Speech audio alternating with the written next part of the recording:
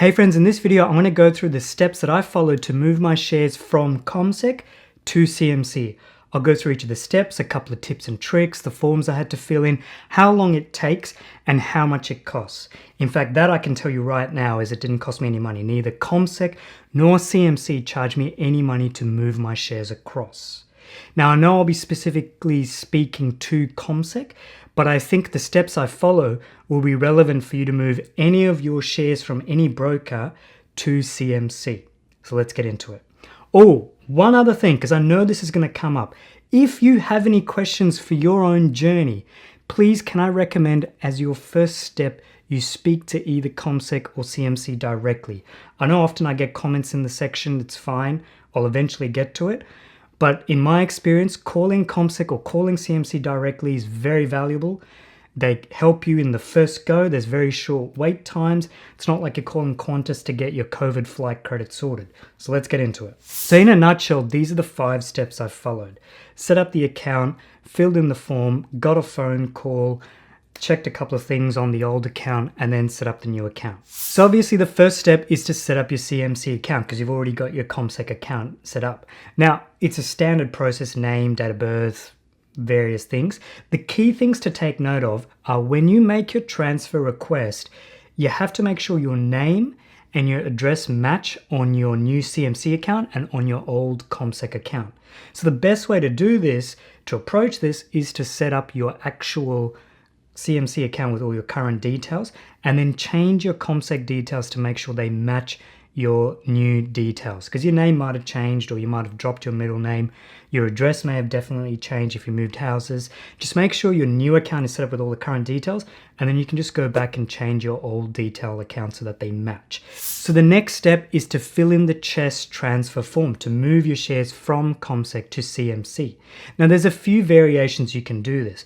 One way is you can actually do this from the CMC platform within it, or you can do it via a PDF that you can download from the CMC website, or you can also do it from the point of view of ComSec, telling ComSec to send your shares to CMC. The way I did it was using the PDF, sitting from CMC's point of view and saying to CMC, get my shares from ComSec. The actual PDF to fill in is very straightforward. It's got your name, your standard details, date of birth, address, make sure it matches with your ComSec account. Then you have to put in your HIN number. You can get that from your ComSec account. There'll be a little section on your ComSec account where it says, for this account, this is your HIN number, or you can get it from your CHESS Holdings form. That's the little piece of paper that you get every month whenever you buy new shares or you get a new dividend payment. Then you need to do your standard identity check. So this is where I went to Australia Post, got them to photocopy my driver's license, and then they did their little stamp and confirmed that it was me who was actually doing this. Then you're set. Once you've filled in the PDF, you then email it to CMC. Now, at the time it was script@cmcmarkets.com.au. Please check the form to make sure you've got the latest one. So in terms of how long it takes, it took me 6 business days. I was told it would take 5 to 10. It took me 6. I put the form in on a Sunday night. I got a phone call from ComSec saying, hey, did you know this transfer request has been put through? Are you aware of it? Do you authorize it? That happened on the Thursday. I said yes, obviously. And then by the following Monday, the shares had cut across from ComSec to CMC. I was told by ComSec that that phone call only came because of a certain portfolio size. So if your portfolio's maybe not of a certain size, you may not get the phone call, but if it's above a certain size, they'll definitely call you just to check. I think it's a additional security layer that they've put in place. Quick tip, once you've put your paperwork through, go back to ComSec and take a screenshot of your current holdings and your purchase price. Now, this is not incredibly important, but it helps you with reconciliation and it'll help you with setting up your account when it gets to CMC. So what you're looking for is basically a list of all your shares that you're holding within ComSec, for example, VAS, BHP, CBA, the available units, the amount of units that you're actually holding, 100 shares, 10 shares, whatever it is, and the calculated purchase price. This is the purchase price if you've averaged in, whatever it is, it's the purchase price that ComSec is saying that they've calculated for you. Take note of that, take that as a screenshot. It will come in handy later on. Once you get the phone call from ComSec, it's probably going to be happening pretty quickly. So by the next week, your shares will arrive in CMC. Now, if you're anything like me, here's a quick tip though to avoid you having a heart attack. As soon as you put your paperwork in, you're probably going to be checking between CMC and ComSec and saying, have my shares moved across? The tip is, if you're checking, always check your to account before you check your from account. Otherwise, you'll have a mini heart attack when you check your ComSec account and you see it will say $0. There'll be nothing there. And you'll panic and you quickly go to your CMC account and you'll see, oh, my shares are there, and you'll settle down. So it's just a little tip from a pro. Now, the final step is once your shares have arrived in CMC, you got to do a couple of things to set it up. These are personal preference things that I would do. You don't necessarily have to do them. A couple of tips just to set up your account. These are the 3 things to go through. The first thing is to do a quick check in terms of reconciliation, check your holdings. So you remember how you took that screenshot from ComSec?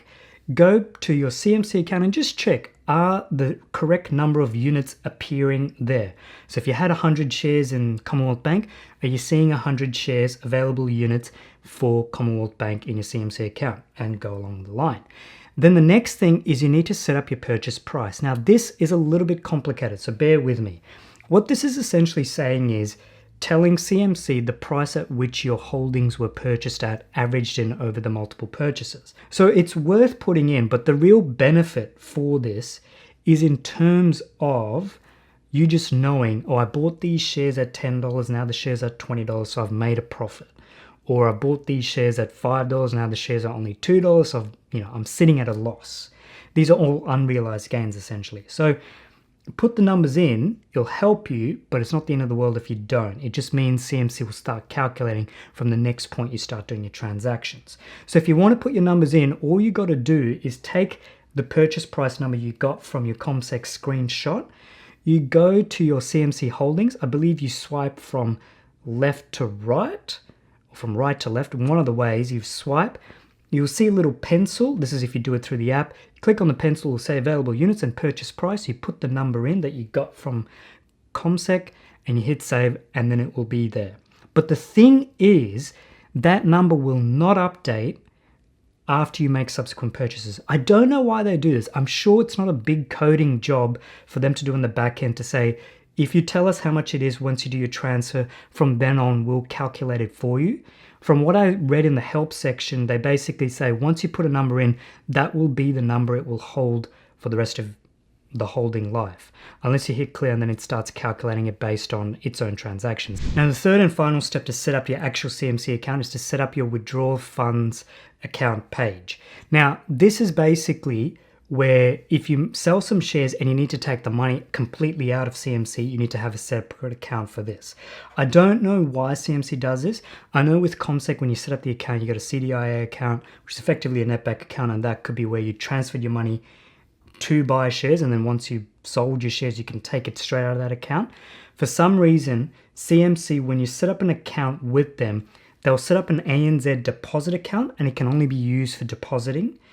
And then you need to tell them separately where you want your withdrawal funds to go. So if you sell your shares, it will still sit in the holding ANZ account, but if you need to actually take them out of CMC altogether, you then need to set up this account, and it can be a personal account from like NAB, ING, Commonwealth Bank, wherever it is. So it's just another step to do. You don't need to do it to start trading, but it's just handy to have done it in case you need to suddenly emergency sell all your shares and get the actual money out completely. Make sure you've set up your withdrawal account. It doesn't get done automatically. So you can do that in the account setting up page. I think it's under transfers. Set it up. It's very simple. You put in your name, BSB account number for your other account, completely external to CMC, and it'll confirm it, and then you're set and ready to go.